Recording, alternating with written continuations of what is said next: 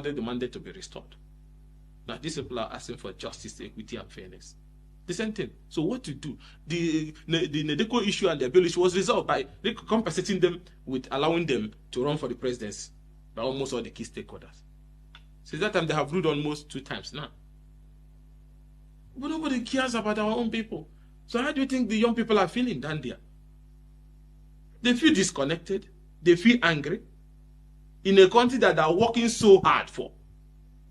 All they are asking is for justice, equity, and fairness. That's what this selective application of democracy, selective application of the justice system, selective application of political opportunities, selective application of the electoral, everything that has to do with the East, the method is different.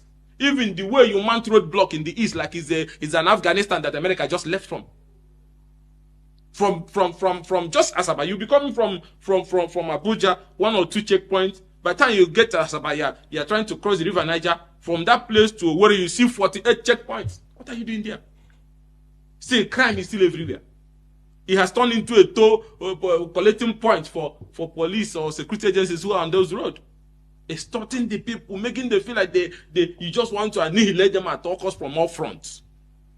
So these things are wrong. And like I said before, a true nationalist will focus and believe that equity, justice, and fairness is the fulcrum and the foundation for a united and peaceful country. Anybody that is talking about peaceful country without discussing the sacred core principles of justice, equity, and fairness is talking nonsense. You cannot have a united country, you cannot have a stable country without sitting down to address these core principles of justice, equity, and fairness. Not just by addressing it, but showing it in your body language and conduct. Today, you have a country that the Igbo man is not chief of army staff. The Igbo man is not IG. The Igbo man is not DG of DSS. The Igbo man is not customs CG. The Igbo man is not immigration head. The Igbo man is not central bank. The Igbo man is not finance minister. The Igbo man is not federal inland revenue. The Igbo man is not director of military intelligence. The Igbo man is not NSA. But still, they still believe. All they are asking is not even you should share those things with them, but restore peace in our place. Consider it a matter of national importance that peace will return to the East. We want you to make that a priority. That's all our people are asking for. And that we're not getting it up till now. So it's not that anybody hates anybody or no. In Igbo say aki with the hand with which you extend, that's the one we should receive. They are giving us bitter lemon every day. Look at the infrastructure in our place. Look at our major highways in the East. Look at our markets. Look at our energy situation. Look at the employment rate of our people in civil service. Look at the business opportunities available. Everything is self-help for our people. Business, building, everything. Even rehabilitation of our people that have been displaced since this crisis has started. Not even single one person. The Igbos are builders. The Igbos are nationalists. That is why they invest in every part of Nigeria. Just show them by your body language that though tongue, religion, everything will differ. But in this our brotherhood, we will rise, we are one. But that is not going to happen. Right? There's nothing that Nnamdi Kanu is doing that the likes of Tifnubu didn't do. They went on to go and become governors and even presidents in that contraption.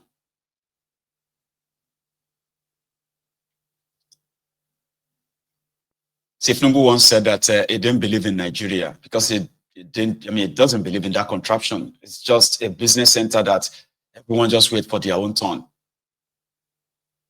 There was no internet then, but they had the radio Kudirat in London, where they are transmitting from and transmitting into Nigeria. Talking about all the shit about Nigeria, talking about how Nigeria is this and that, and Yorubas must be ready to break away from Nigeria. The person who led that became the governor He became minister. He became governor of Ekiti State. He became two-time minister in Nigeria. Kayode Fayemi. Tifnumbu that said he didn't believe in Nigeria. He became two-time governor. He is your president now. So if all these guys have said all the kind of things about Nigeria before, they should know better, shouldn't they?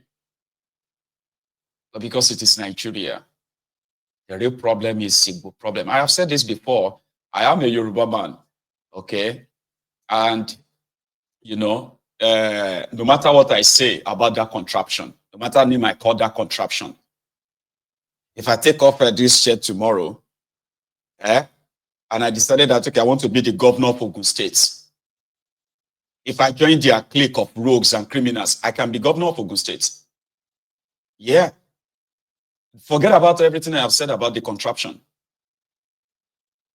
An Igbo man can be doing all the nicest things, all the best, you know what I mean? But being an Igbo man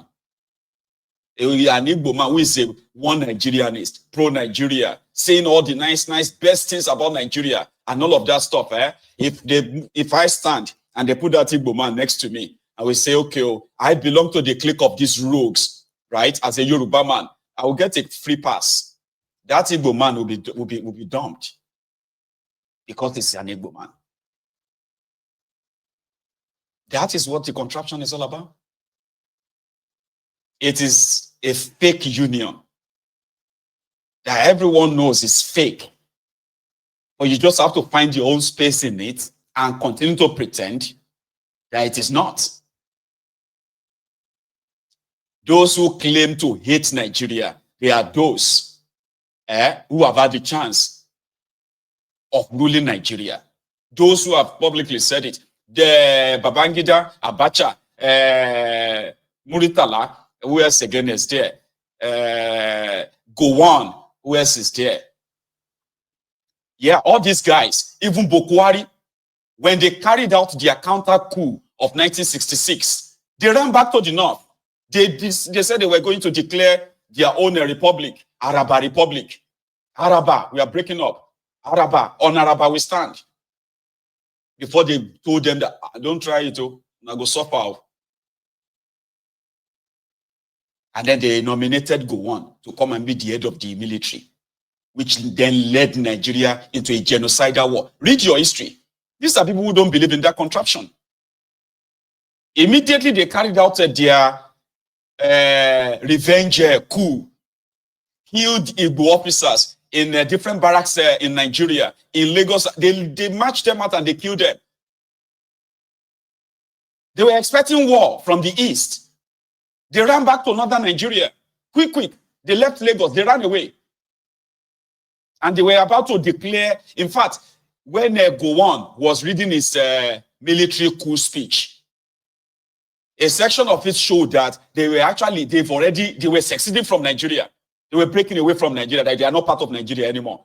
They were dragged back in to come and destroy that contraption. The likes of Tifnumbu and Co in Nadeko, they were asking for the breakup of Nigeria.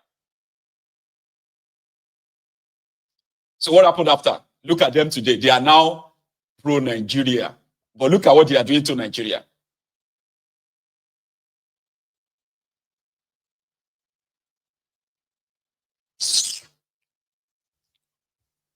It is not a balanced union. It is a fake union.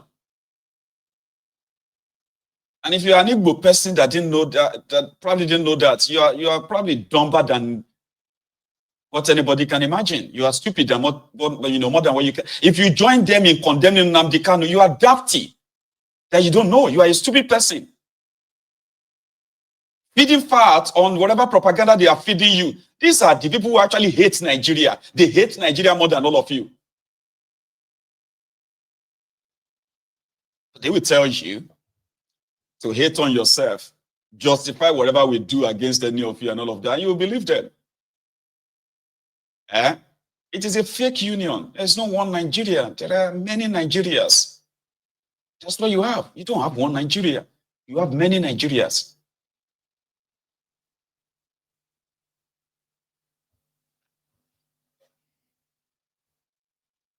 I'll leave that. Okay. And we hope that somehow common sense, which is not common, will prevail. But to those who are saying that Nnamdi Kanu will rot there, don't worry, let him rot there, Abi. What you are going to get is going to be, it's going to be worse than what you can imagine. For now, you may think those who are coming after Nnamdi Kanu are probably going to remain in Eastern Nigeria. No. A set of Igbo, a new Igbo sort of awakening is coming once you push this to the wall. You haven't pushed it to the wall yet. Nigeria hasn't pushed or pressed that destructive button yet. But there's going to be a new, I am projecting it now, prophesying it to you. There will be a new Igbo awakening. And that new Igbo awakening is going to capture Nigeria in the most unprecedented way. You are going to see the new Igbos, new Biafrans, that will actually now bring the war to our doorsteps. It's not going to be in the Eastern Nigeria.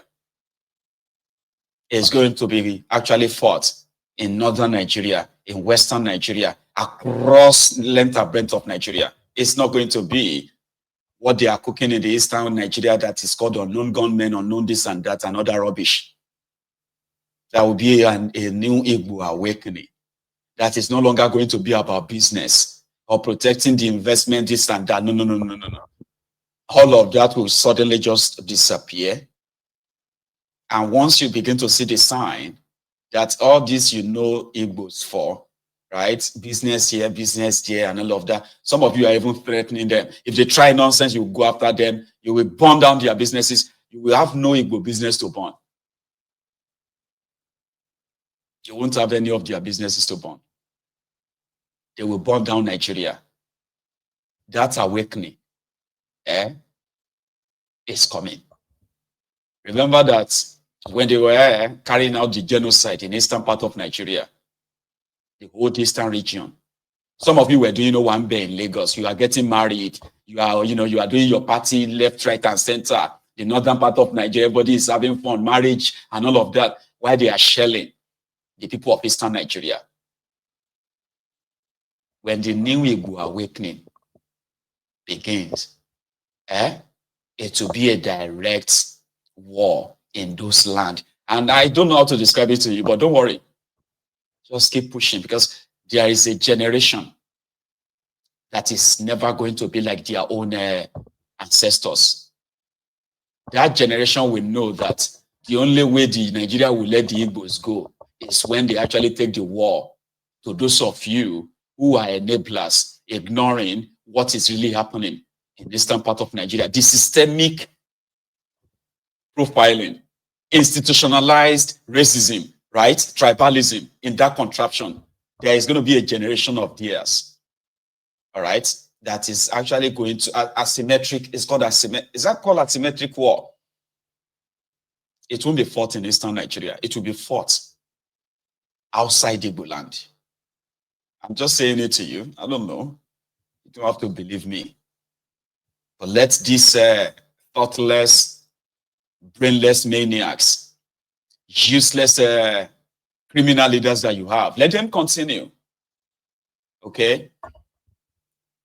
Let them continue. If anything happens to Nnamdi Kanu, you will see a new Igbo awakening. And those of you who are the Igbo billionaires, elites in Lagos, in Abuja, who believes that your wealth is so safe and secured, it won't be. I'll leave it at that. They have what, today, their national grid collapsed again. Second time in 3 days. But there is an explanation for it. They said it is, they are carrying out, I don't know, like maintenance. Until they complete the maintenance, your national grid won't stop Dakudaji. Listen. we need to test those equipment, particularly at the critical nodes. We start from there.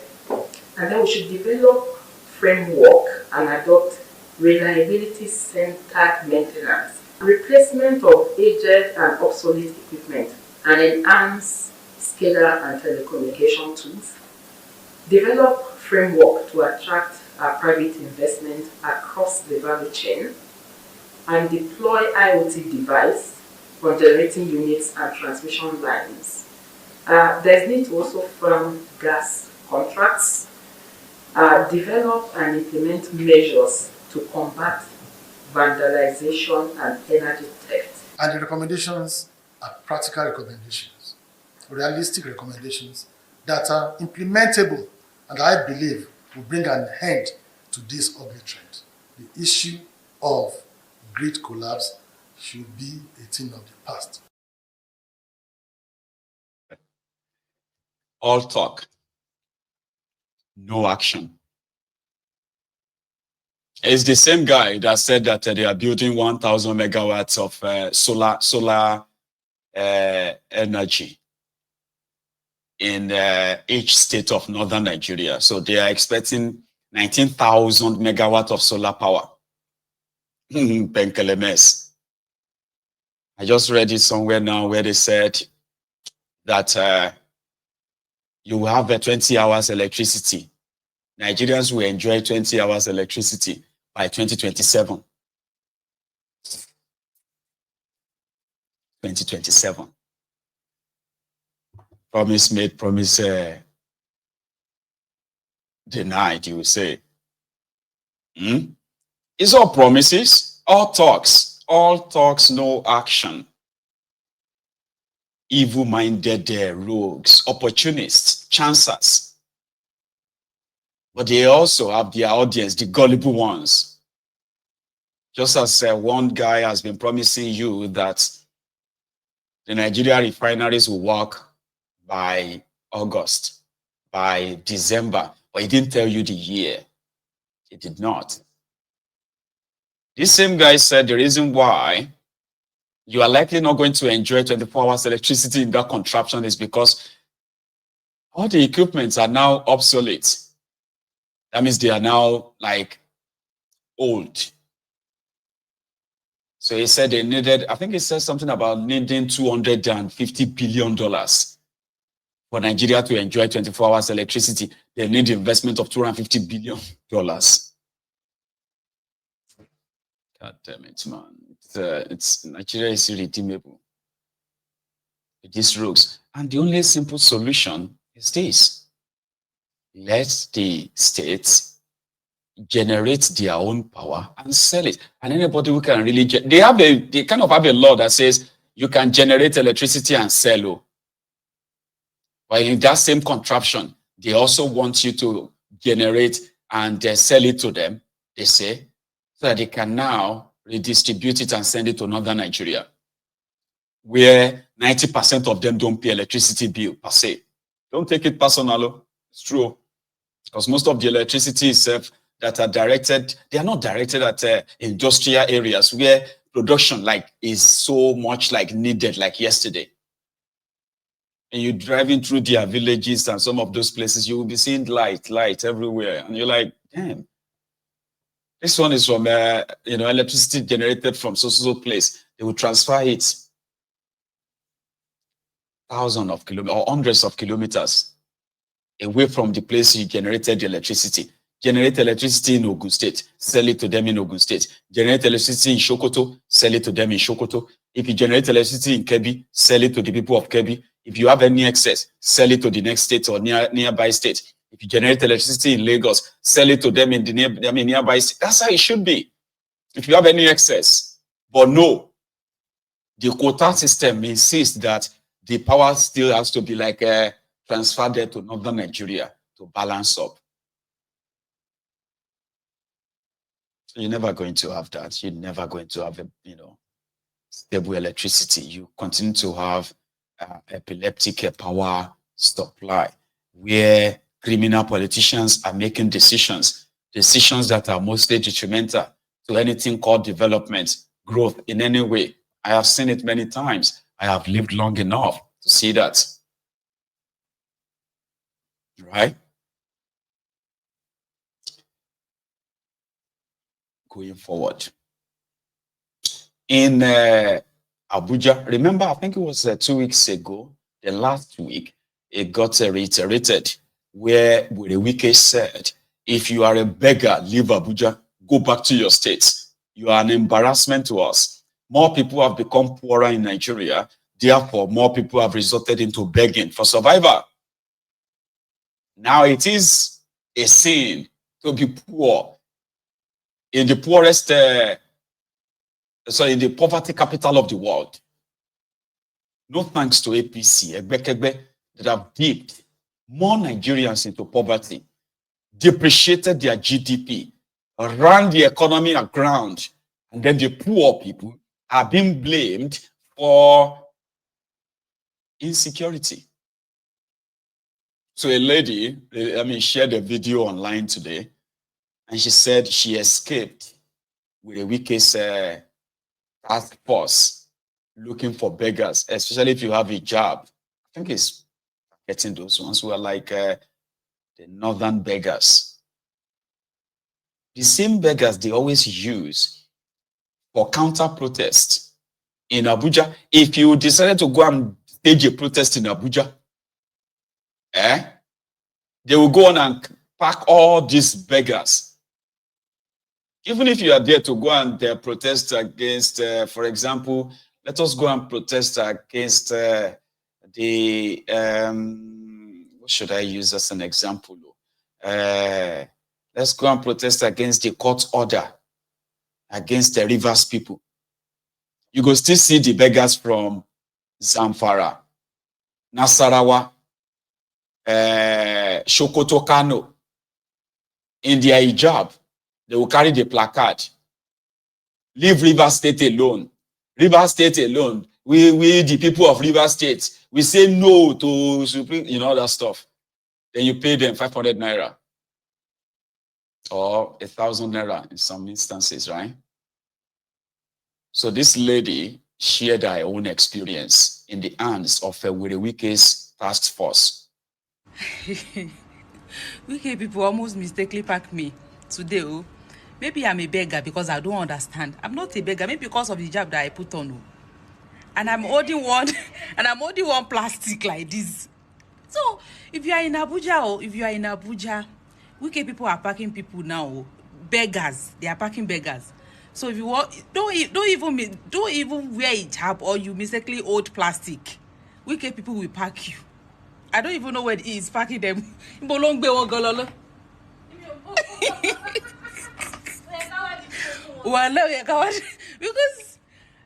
I put on hijab and I hold one plastic like this. I want to give Alimajiri, what's they call it? So it was like, there was. So if you're in Abuja, if you wear Alabama, don't even do mistake and wear hijab out or you hold plastic. Wicked people will pack you. Oh Lord, no. Zamfara straight, it's not packing them to put them in prison. They will pack them and then they will bust them and transfer them to far, far, far away, like Sokoto, like Kanu, Borono. They will go and dump them somewhere. You'll soon be seeing videos of the people that are deported from Abuja. It is called deportation. But you know something? The next day, those people will find their way back to Abuja. Because they can't house them, they can't feed them, they can't put them in any facility to be feeding them. So the fire brigade approach is to pack them and drive them to far, far, far, far away. And all those ones we do is to hop on another truck going to Abuja. And they'll be back in another 2 days or 3 days. I've seen that happen before. I'm talking about Wike again. Remember that the Martins Abawule group that denied that they did not decamp to APC. Just for the record, right? That's why I want to share this with you again. Okay? They went to the corrupt judiciary of Nigeria, where they claimed that they did not decamp to APC. But they did. So what they initially thought was that if they decamp to APC, they will be majority. Then they can now proceed and impeach Fubara. That backfired. They were citing a section of their constitution, okay, which said that if your political party is having problems, you can leave the party and go to another party. Unfortunately for them, PDP's crisis is not the type that will give them that leverage